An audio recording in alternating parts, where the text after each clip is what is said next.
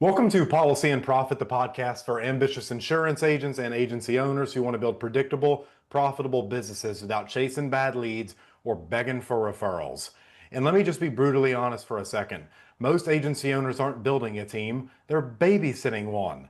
They spend their days chasing flaky prospects, repeating the same recruiting pitch 5 times a week like a parrot, only to have no-shows, ghosters, and broke dreamers drain their time and suck the energy right out of them. And worst of all, their personal production suffers, and they start resenting the team that they tried so hard to build.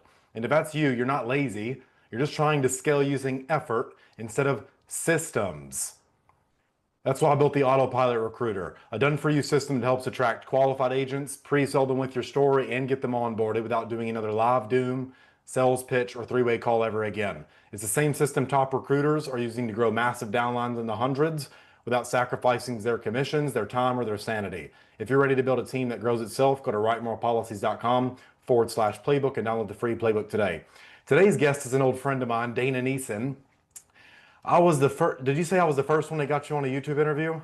You did, Mason. Fantastic. I like doing that. So she is the founder and driving force behind Empower Life Group, a fully remote life insurance agency built on results, integrity, and what's seemingly lacking in this world, culture. With over 20 years of telesales experience and 5 years in the life insurance industry, Dana brings a rare combo of telesales phone mastery and modern digital systems to the final expense space. And she's just quite literally a badass in the industry. So Dana, welcome to the show. Tell me something you believe is the key to succeeding in insurance sales that most agents completely overlook. I mean, it's unfortunately a super easy answer, but I think one of the number one reasons why agents fail is they fail to launch. And failing to launch is thinking that you need to have everything figured out. You have to have all the answers. You have to have all the T's crossed and the I's dotted, and you have to have all of your writing numbers, and everything has to be done before you can make a single phone call. And I think the failure to launch is what I'm trying to help agents feel more comfortable about overcoming. Because once you start doing the activity, which is the second reason agents fail, starting to do the activity helps build the confidence that agents need to know that yeah, they can do this and it's not as hard as they thought it was. What do you think keeps them from launching so fast? Like when I got started, there was no, you know what, I might go back to the factory that just fired me, or I might, no, it was, I have to do this or I'm going to die. No one's going to respect me. And these are the things that were going on in my head as a confused 20-something-year-old man just finding his place in the world. So what do you think keeps agents from launching? You know, Mason, I think what you just mentioned, that mentality is rare. I also had that mentality when I got into the business. Like this, it's not when, it's not if it's going to work, it's when. When? And doing everything we can to basically outrun failure. And I think part of the reasons that agents get so sidetracked is because the internet is noisy. And the more Facebook groups you belong to, the more YouTube podcasters you subscribe to, you know, even mine, right? Like if you are all in with another IMO, like you should be doing everything that IMO tells you to do and shut me off, right? Because it's like there's people at every agency that are successful at the highest level. And so if that's where you're planting your seed, you need to do exactly what that person is doing and shut off everything else. Something I noticed a long time ago is a lot of these agency owners that a lot of people really look up to for some reason got in after they just left Fannie Mae or God knows what MLM or something. They had 500 people come follow them over, 50 of them stuck, five of them produced, and these people might have sold 1 to 3 policies in their entire life.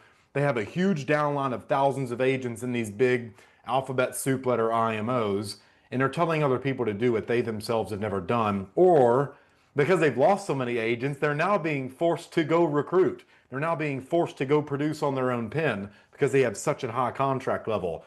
And it imbues a lot of the shiny object syndrome you and I were talking about before that. So talk more on shiny object syndrome, because once I found something that worked, I noticed that other people, they're like, hang on, Dana, like I've always had dragons and demons in my life, and this is the first time where I haven't. Let me go create some. So I actually found something that works, but I don't feel like I deserve that. So something's clearly wrong with me. I need to go create another problem. So talk more about shiny object syndrome. Yeah, it's such a big distraction where you just think that there's always going to be something better than what you have right in front of your face. And so instead of doing everything you can to ask for the help, show up for the trainings, immerse yourself into everything that the company is offering you, you see one person post 4 sales in one day and you're like, I want to know what that person's doing, because you get to see a little glimmer of someone's good day, but you don't realize that they just had 7 bad days. And so I think the thing about social media in general, just with the influencer mentality, is we're all showing our best moments. And so I try to be really cognizant of the fact that it isn't all good. It isn't all shiny. And so I think it would better serve our agents and our audience if people posted more about their bad days and their insecure days and the moments where they feel stuck, rather than just all of the good stuff, because I think that does a disservice to agents that feel like they are missing out on something. Yeah, and the agency owners who do that, it's like in the marketing world, we have two crowds. The 0 to 1, these are our biz op people. They want a business opportunity, which life insurance, it's a biz op. Yeah. And then you have your 1 to 100 people, your people who want to improve and get better. And I noticed that anytime I posted screenshots of how much money I made, my first $1 million year, anything like that, inside of ClickFunnels accounts, people they came in for the wrong reasons and then they left because it created massive scotomas. If you don't know what a scotoma is, it's a blind spot in your head. And so when these agency owners do that, I'm just like, yeah, you get a lot of recruits in, but they don't last, and you spend all this time training the wrong people, and it's very sad. And then as far as the shiny object stuff, there's a Brian Tracy quote. I'm not sure if you've ever heard his. He has some speech where he talks about he was out in the desert, Dana, and the people kept telling him he was going to die in the desert, and they were crossing the Sahara and all this, and they had oil barrels, and he says, if you go as far as you can see, you will then see far enough to go further. And I think that's really good about people worried about what's next. And it's like, like if you're an agent under Dana's team, you've been dealt pocket aces. She's one of the few people in this industry who actually gives a shit about her agents. You've been dealt pocket aces, but you're worried about what you're going to play 3 hands from. I don't like play the hand you got. And I think this ties really well what you're passionate about is this whole idea of how you built this agency based on what you saw was lacking, what I know is lacking in the broker world. I can't stand it. So please tell me more about how you built your agency. Yeah, and actually for those that don't know, I built my agency because I had my previous agency completely taken away from me without any choice, right? I spent 4.5 years building up a $5 million a year agency, and overnight it was gone. And so I'm saying that because agents face unfortunate circumstances every day, and it's what you do with those circumstances that determine your future, right? So I was sad for a day, and I got back up and figured out, okay, how am I going to change my own situation, my own circumstance? Once I decided I wanted to build my own agency, I had a sneak peek based on the 20 brokers that I interviewed with, what they had that was working well, what they had that I felt was lacking. And I could probably say that the biggest thing that was lacking with most of these agencies was their lack of training and onboarding. So that failure to launch component that I was talking about, a lot of these people, they just throw agents into a live dial room and say, learn, absorb. Like learn as you go, absorb as you go. And not all agents can learn that way. And when agents are selling in different ways using different scripts, and they're just, pushing for approvals and getting laydowns, like that's very confusing, and it's very hard to grow and scale a team when there's no structure. So I spent a good I don't even know, 30 days and probably 500 hours. Like the math probably doesn't even math, but I spent morning, noon, and night creating an onboarding system that agents can go through so that they know exactly what to do, where to go, how to get there, so that by the time they get their writing numbers, they're dialing. And then beyond that, there's live structured training every single day for agents to be able to attend. So I just feel like it helps people so much better when they know that they know there's a system that they're stepping into and it's not, let's just go throw you into a dial room and see if you can figure it out. Absolutely. There has to be, if you look at any big company, they have maps pretty much for all their product, user demonstration on how to use the iPhone for your granny when she buys it. But there's always a map that you have to follow. And when you talk about training and stuff being lacking, there's a lot of bad actors, and some agents are telling the truth when they said I got no support. Probably most of them are. However, there's an equal half of you that have been given like if you're on Dana's team, there's really no excuse. It's either you're cut out for this industry or you're not. And it's not even a binary question like I make it. I talk too black and white sometimes. Uh, it's how cut out are you?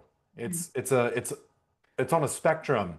And if you have the training, the onboarding, you can't point the finger to anyone but yourself and say, I'm responsible if you're not seeing what you want in this industry, because here's the process. You find someone who needs what you have and you go sell it to them. Did I confuse that or? I mean, if we're keeping it that simple, I think that there's probably a high chance for failure in that case. There's a little bit more that goes into it. But I overgeneralize sometimes. after all of that, I think the other denominator that sets agents up for failure is that because everyone's just so desperate to recruit, they don't give Oh. agents proper expectations. Like, so agents, they don't know what they don't know. And they're just relying on the upline to say, you got 300 bucks, perfect. Put that towards leads and you're going to make money and reinvest that money into more leads. And in theory, it sounds good, but the reality is with telesales, which is what we do, you need a lot of leads and you're going to mess up when you're learning. And so $300 might not be enough. And so even though I have people that are attracted to me, when I get them into a group interview, unfortunately, I tell them they need to be prepared to invest in themselves heavily or it's not going to work. And so I think that's another piece that gets missed, is that they don't have the right expectations for how much it costs to be a business owner. Yeah, if I wanted to go bake a cake, that requires ingredients. You're never going to get out of this world without spending money. It's the whole purpose of it. Unless you're like, Dana, do you know anyone like Scrooge McDuck? They just sit in their vault and play with their pennies and their coins. They're like, oh, money. I know Scrooge McDuck and I know Smeagol from Lord of the Rings are the only people who do that silly shit.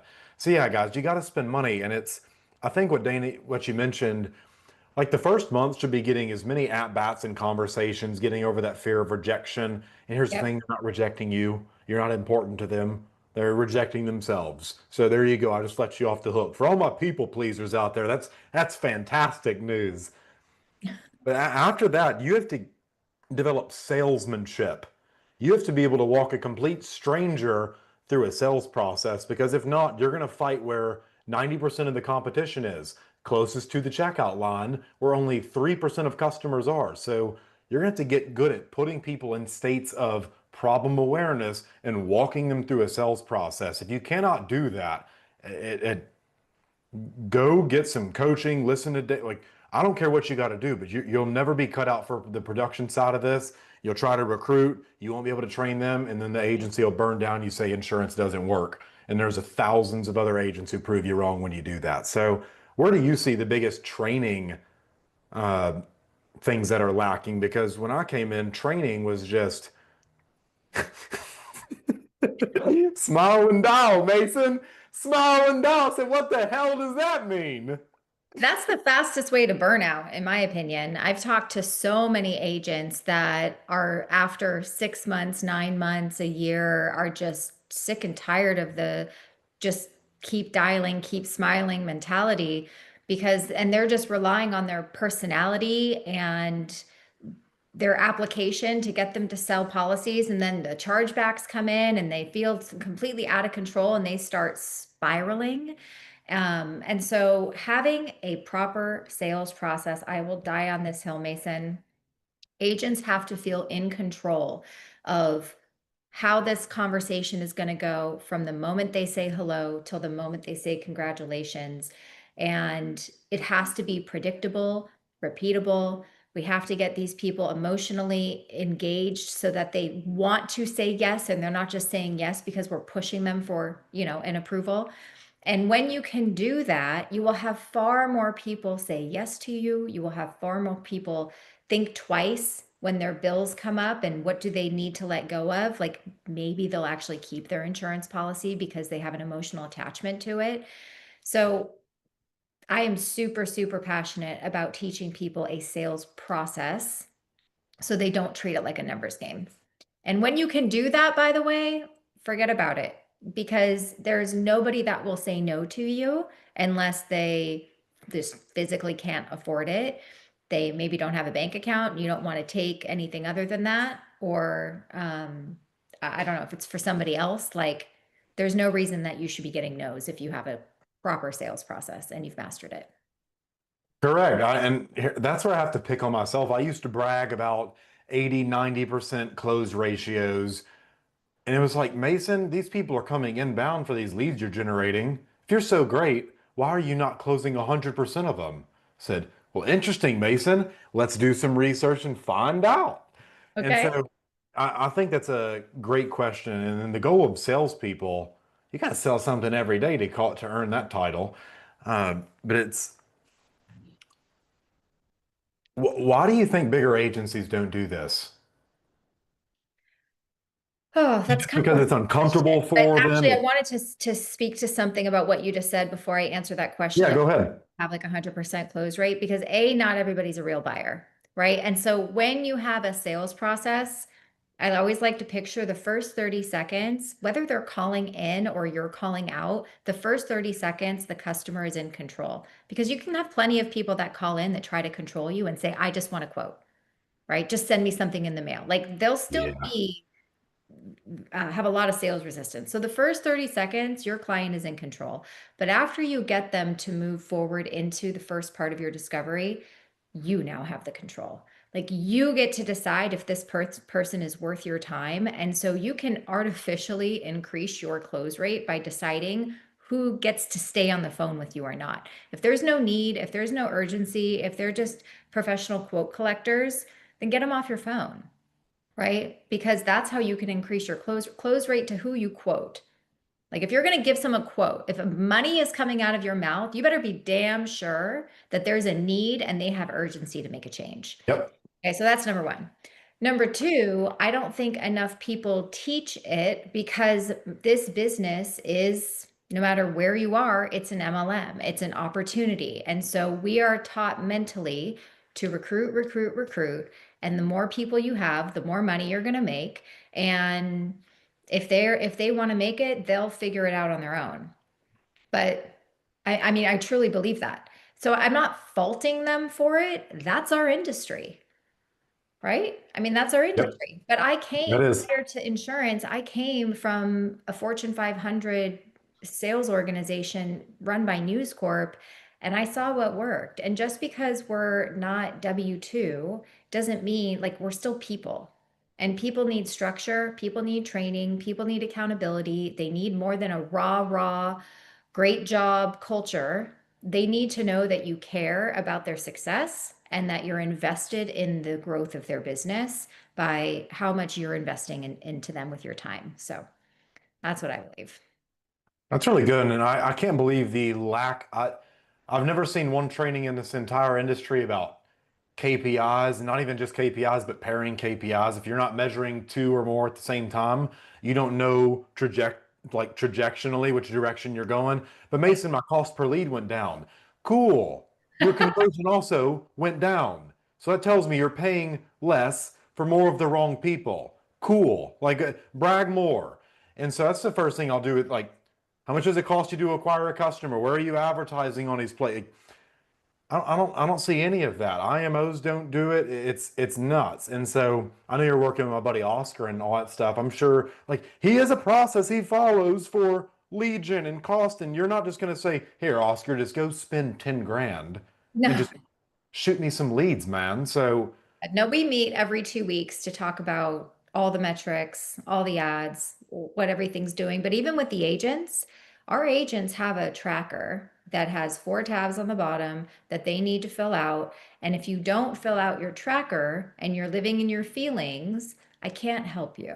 I feel like I had a good day. I feel like nobody picked up the phone. Okay, well, show me your numbers. Show me your business expenses. Show me what you've submitted, what's issued, what's pending, what your pickup rate is. Like all the things you're talking about, it's all there for you. All you have yep. to do is plug it in. And now we can see where there's holes in your business. Because if you had 30 people that picked up the phone and you only got 3 of them into quotes, we've just identified a problem.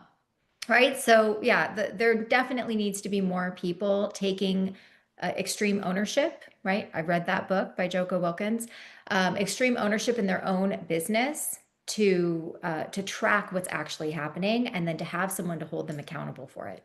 Big believer in that. I agree 100%. It's one of my favorite things Brian Tracy talks about. He's like, I am responsible. Just say that whenever you run into something because you'll notice they did an experiment where they put some black ice out on the concrete and people tripped, but if no one was around, they just said, oops, silly me.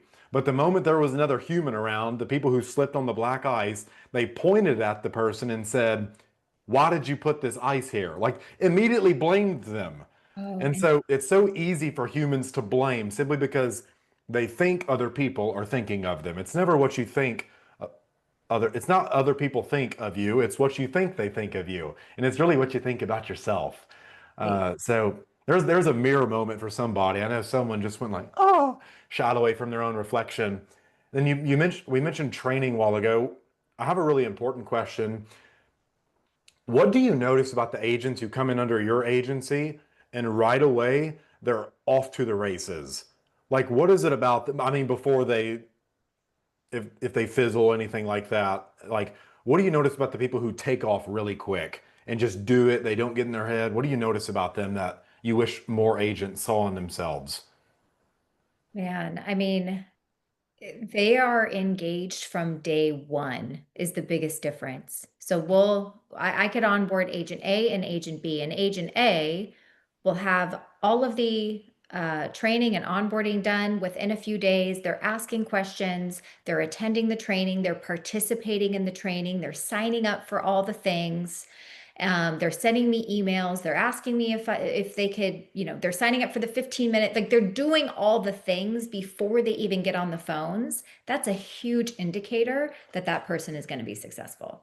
The ones that onboard and like they don't even open the training and they don't attend, or they're like asking me about where they can buy aged leads, like trying to tiptoe around it. Like you can tell very early on the characteristics of who's going to be successful and who's not. And it really just comes down to who's engaged in everything that you're offering. Like it's that simple. You're a lot more lenient than I am. The moment someone brought up age leads in the first 2 weeks with me, like, you listen, I love you as a human. I respect you. You have to go. You have to Oh, go I because don't tell them where to go. And by the way, we were at the 8% conference last week and I attended John Whitmore's breakout session. And he gave the best analogy and it made me laugh so hard. He's like, when you go to your family for Thanksgiving and there's like an adult table and all the adults sit there, and then you have like the kiddie table over here with all the kids.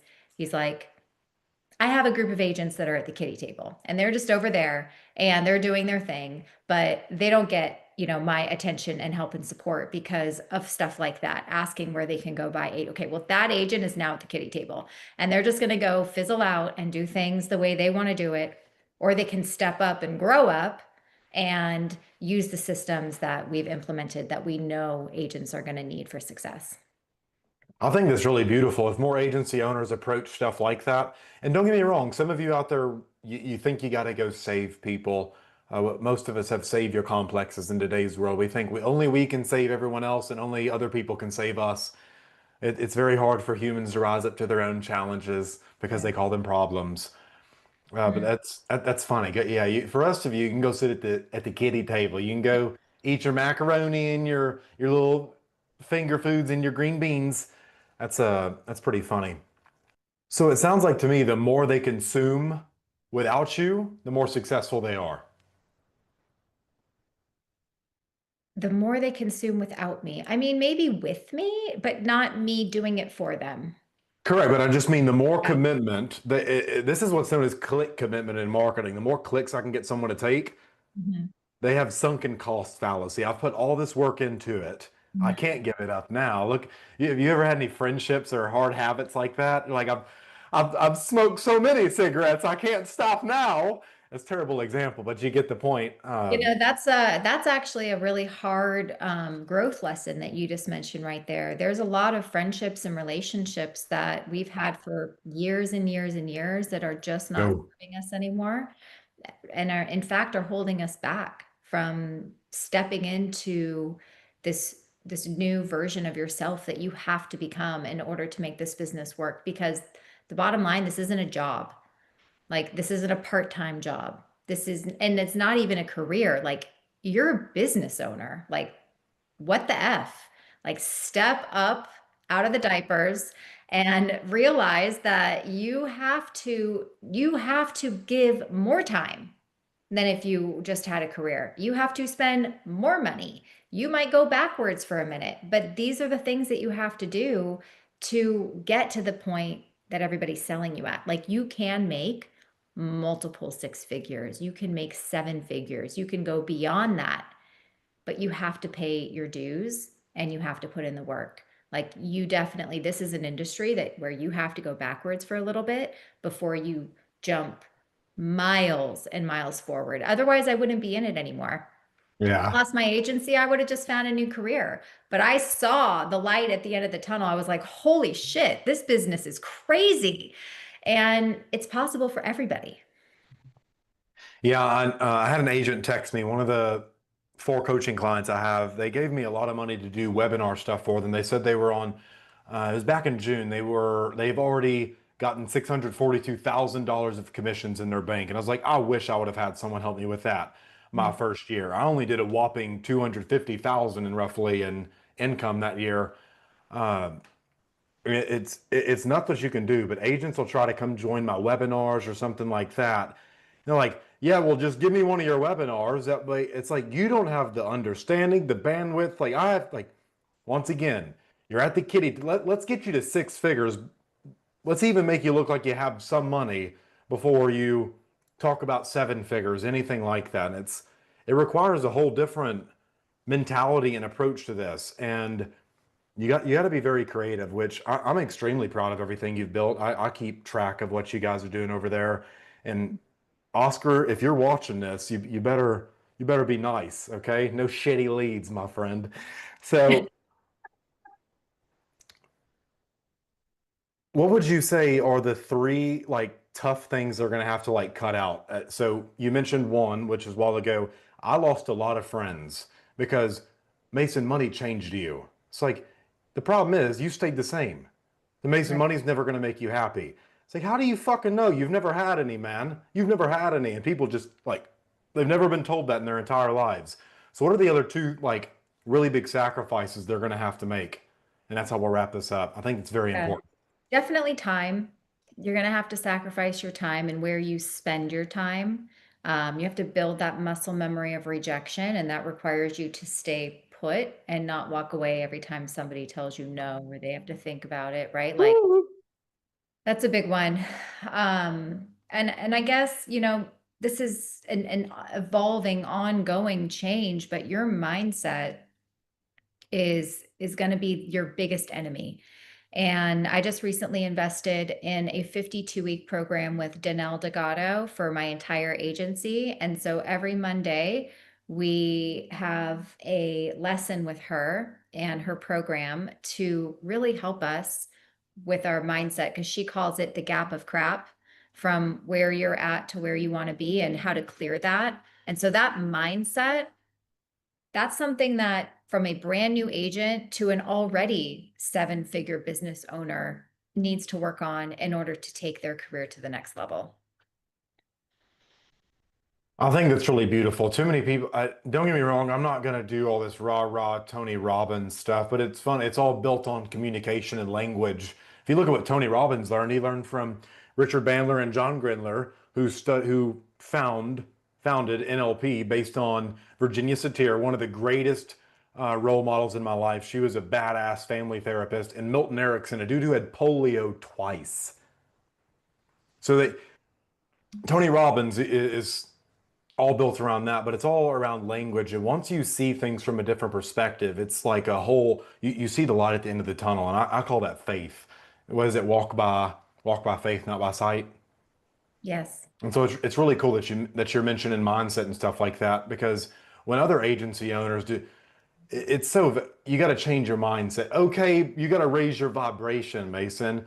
What what does that mean? Kobe Bryant, what does that mean? You ever saw that Kanye thing? What does that mean, Kobe Bryant? That's what I want to say to these people. So I'm really glad that someone smart like you is bringing stuff up like this, because it is crucial to the agents to realize their brain is just there to keep them safe. It's Right. not their friend. And you Yeah. have to like, it's uncomfortable. You have to like, no, mom, I can't come to your birthday party. I have to work. Okay. I've got to focus on the business. I love you. We have to work. So I'm really glad you brought this up. That's a big point for most, because I don't see many people who are real like you when it comes to expectations.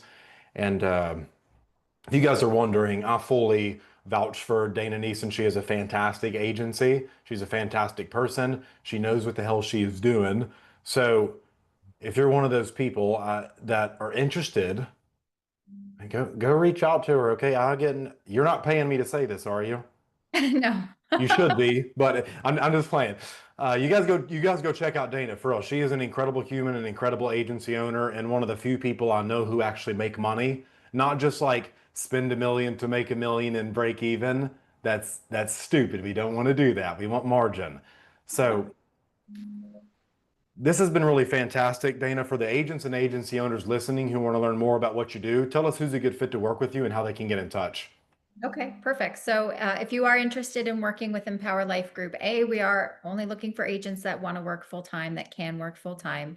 I say that because I give 150% of myself, and to give back 40, 30, 40, or 50% in return, it's just not fair. It's not good business for the way I run it. So we're only looking for full-time agents. You have to be willing and able to invest in yourself. And then you just have to be coachable and show up to all the things.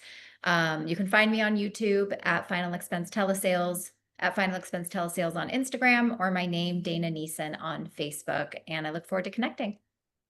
Fantastic. We're going to wrap up here. You guys go comment down below. Say, thank you, Dana Nisa. You're awesome. You guys go comment down below for sharing our insights on some of the rather brutal realities that most agency owners will never address, because they think it's going to scare agents off rather than it pulling the right ones in. So kudos to you for being a smart cookie. For those of you interested in learning more about Dana, if you don't want to go try to type in all that stuff, I'm going to have all of her links perfectly formatted down below in the description. Just go click it with the tap of your thumb. I made it easy for you. If you're not willing to subscribe for that, you're a terrible person. I don't want you on here anyway. So just go away. Okay. If you're not willing to hit subscribe, it takes 2 seconds. Just go away. There's no hope for you. You're already dead. And if you'd like to be a guest on Policy and Profit, we're always looking for successful insurance agents and agency owners doing at least a whopping 10K a month in commissions. It's not a lot. And have unique strategies to share. You can apply at the link down below in the description. And one more time, if you want to stop getting people on your team that never sell anything and drain all your energy like a time vampire, the hey, you got a sec people, and you want to recruit the right people the first time on autopilot, go to writemorepolicies.com/playbook. Until next time, keep building that commission machine, my friend. Dana, you crushed it. That was badass. Hope you had fun. Thanks, Mason. Yeah, that was awesome. It's fun to see how far